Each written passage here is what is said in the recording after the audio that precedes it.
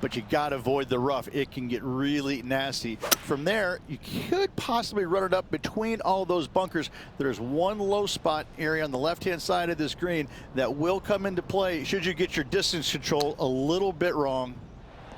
Atta boy, good shot. Oh, these are good for the momentum, these ones, right on 8 feet. Oh, I like this. A great look for birdie to get the ball rolling. So close. Yeah, it's just about 3 feet away. Currently at 7 over par. The par 4 7th, a little dog leg left to right. Again, positioning of the tee is key. This fairway slopes pretty good from left to right. Players want to start it out at the fairway bunker down the left-hand side and just hit a gentle fade off of that. Second shot here is to an elevated green. Don't go long whatsoever here. That's when the barranca and the canyons come into play. Didn't quite have the right stuff there. Lots of greens in regulation today for this player, but not so on this occasion. And just a little bit of clean-up work remaining on this hole. And it's a one-stroke par four for our leader over the field. We head up the hill away from the ocean here at the 8th hole, Rich. A lovely par 3, but all the challenges in the green. It is. It's very wide, not very deep. Players going in there with kind of mid irons to short irons. Uphill the entire way.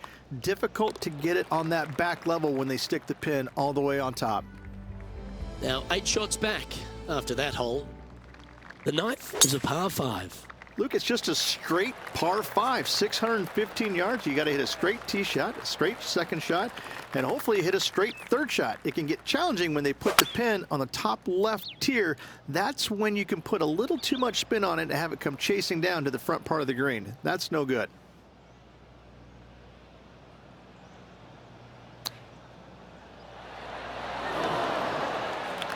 What an opportunity to make a birdie. And he's down there. You got a read? This putt goes downhill and breaks to the right. Yeah, it's just about 3 feet away. Down she goes. Let's head to the next. Trailing by 8 strokes now after that hole.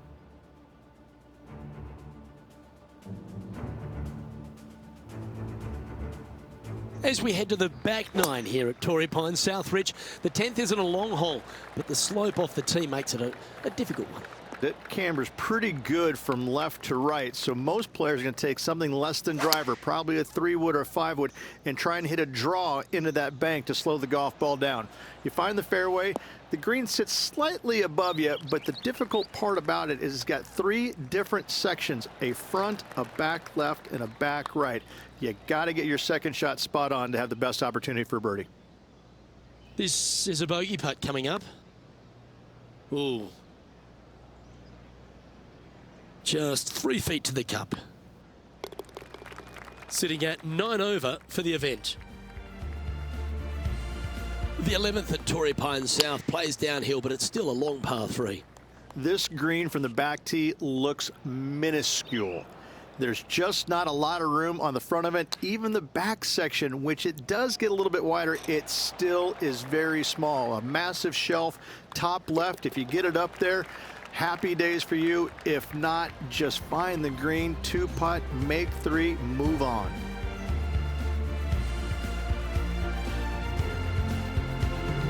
Rich, in your opinion, is this the hardest par 4 on the entire West Coast? If it's not, it's certainly top 2. The only other one that I could think that it would come close to is probably the 10th at Pebble, especially with the tee box all the way back there. You know, it's just, it doesn't have the scenery, but it has the demand that you can't geek a drive out there and expect anything good to happen, and you certainly can't afford really to have a bad iron shot either. It's just a strong par 4. Again, different look than what you have at 10 at Pebble, but it's the difficulty is just the same.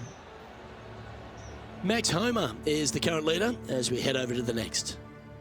13 is a really cool par 5, the first of 2 in the inward 6 holes here, but you've got to know your drive if you want to get there in 2. This is one of the most interesting par 5s you'll ever play. If you hit a good tee shot, find the fairway, and you have the opportunity to reach, then happy days. But if you don't find the fairway or can't reach, now you've got to lay up into a low area where you're going to have a third shot that's absolutely blind. This third shot could be one of the most difficult third shots on the PGA Tour, bar none. Well, we're getting more and more used to seeing this, aren't we, Rich? Max Homa once again in the limelight. He's certainly stepped up to the elite level on the tour. Yeah, it just seems like, you know, it took him a while to get comfortable with the PGA Tour and his surroundings. But now that he's found the winner's circle multiple times, it becomes, you know, old habit to him. It's coming easier and easier, and he's evolving into one of the greats in the game. Well, as we head into our finishing stretch, it starts with the par 4 14th. Nice tee shot here. A little bit more room to the right than the players really feel like there is. However, that also brings a rough on the right-hand side into play, and you don't want to be there, especially with this green that's set right back against the canyon.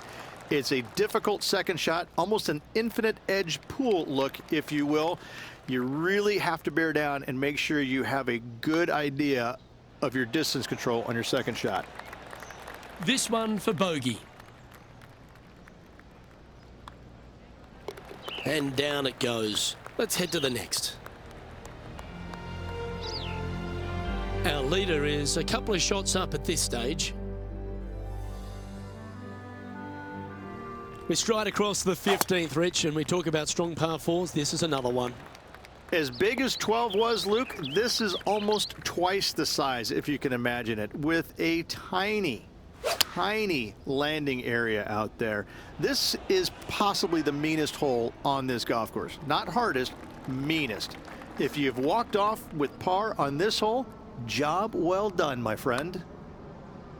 Oh, did you see that fly right past the hole? And this one is for his par. Penny, take us through the break on this putt. Yeah, it's really tough to see, but it's going to be straight and then just switch left. Game's just getting a little out of shape by the looks of it. You're making one bad mistake with another, compounding it, not good. Sitting at 10 over for the event. Well, the finish at Torrey Pines South captivates everyone. It really starts here at the 16th, a par 3 playing across the ravine. This is underrated difficult. The green is big in size, but it plays awfully small because there's really small sections to this green. The front, the back right, and the top left. If you find the right section, job well done. If you don't, it's going to be a difficult two-putt to say the least. Might need to get the feel back on the putting green. This one just outside 7 feet to the hole. Here's a look at Max Homa from a moment ago. Fantastic touch on this one. So after that effort, this is the current standings on the course. Currently plus 10 now for the event. The penultimate hole at Torrey Pines South is not a long par 4, but the danger lurks everywhere. You want to avoid the bunkers on the right, but in doing so, you bring the ravine on the left into play, don't you? Second shot, though, plays slightly uphill. There's two distinct sections, the left and the right here. A little bit of a spine that bisects this green. This is a really good, strong par 4. Par is a great score. Wow, what a shot. This putt coming up is for birdie. Sitting at 9 over par.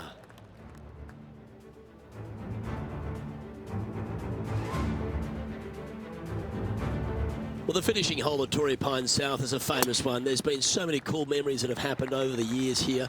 Go for it in 2? If you get the opportunity, why wouldn't you? I mean, this is probably the best risk-reward par 5, or one of the best on the PGA Tour. You find the fairway, just the water there on the left-hand side fronting this green. It's going to make you think all day long, do I have enough? Can I carry it? Should you find the green? Yes, you got a decent opportunity at eagle, birdie at worst, but you start missing it left and right. That's when things get a little bit dicey. He finishes up with a par at the last.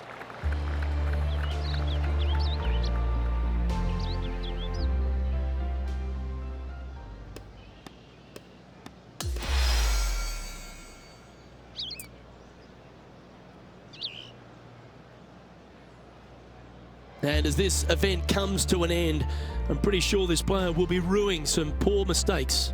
Not stellar by any stretch of the imagination. In fact, it was quite pitiful, to be fair. Well, that'll just about do it. On behalf of Rich Beam, I'm Luke Elvey. Thanks for tuning in. Look forward to your company next time.